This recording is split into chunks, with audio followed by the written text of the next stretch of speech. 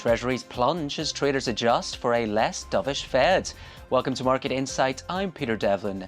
Treasury yields climbed for a third straight day on Wednesday, with the benchmark 10-year reaching its highest since July. The broader risk-off tone comes as investors pare back bets on rapid policy easing on signs that the US economy remains robust. So should we expect a slower tempo of rate reductions amid growing optimism a soft landing has been achieved? Joining me now to talk about all that is Lydia Boussour, Senior Economist at EY. Welcome, Lydia. Thank you very much for joining us. So let's start with the IMF. And yesterday they raised their 2024 and 25 economic growth forecast for the US. That was the only developing economy to see its outlook marked up for both years. So does this match your forecasts? When we look at the IMF forecast, they are somewhat more optimistic than our latest forecast. We are a little more cautious, both on growth but also on inflation. I think they have, growth in 2025 around 2.2%, so they have above trend growth.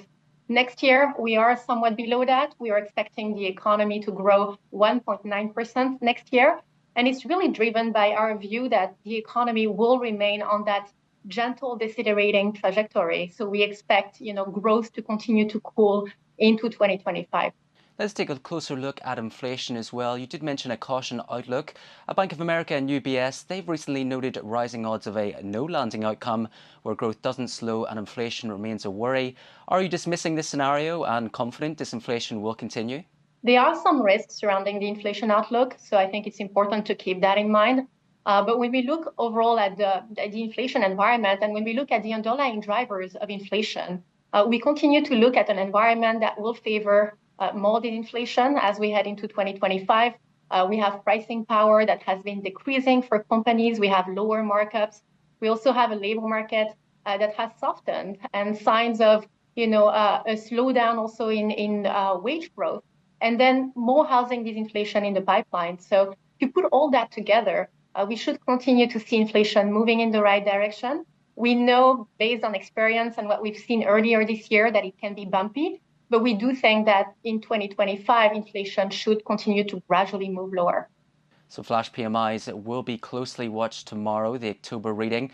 The services sector continued to expand at a steady pace in September, though manufacturing did slump to a 15-month low. What are you expecting for October? Yeah, so I think the data is going to reiterate this picture of a soft, manufacturing sector. So I think that the manufacturing index is likely to remain in contraction territory. And it's really a reflection of the fact that we're still looking at a soft global growth environment. We have borrowing costs that's still quite high and pressuring down the sector. And then, in contrast, you have a services sector that's still showing resilience and that, should continue to point to a steady and solid pace of expansion in the services sector in the US. So Lydia, let's move on to the Fed now. Only 2 rate decisions left for the year. Markets currently pricing in only 41 basis points of cuts. Could we see a pause from the Fed? Yeah, so this has been the ongoing discussion, and really the key question is how does the Fed move forward from here, and what kind of pace of rate cut we should be expecting?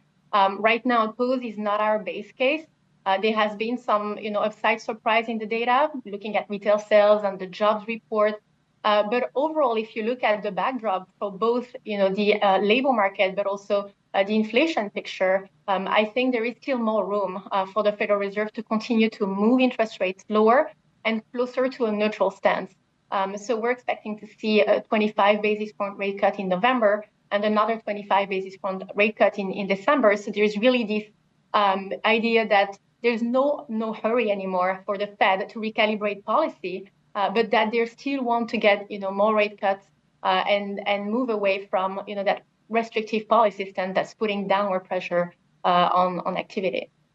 So looking ahead as well, the US presidential election at less than 2 weeks away now.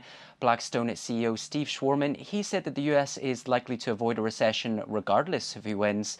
So overall, should investors look past the results, and could it affect the Fed's easing plan? Yeah, I think there is a lot of uncertainty still, surrounding the post-election policy landscape and the type of impact on growth that we could see. And it really depends on the type of policy that will be implemented. And we just don't know. There is a lot of uncertainty. Typically, some of those policy proposals that are being put forward don't necessarily make it into law. And we know that there will be also some restraint in terms of the wiggling room policymakers will have to pass some of these measures. So, as we look ahead at 2025, there is, potentially a lean towards more expansionary fiscal policy. So perhaps, somewhat higher inflation.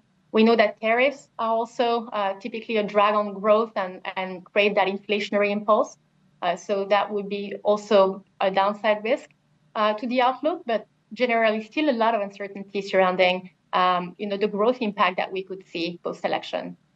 Lydia Boussour of EY, thank you very much for your thoughts. And that's Market Insights. Don't forget, you can watch more videos on Reuters.com.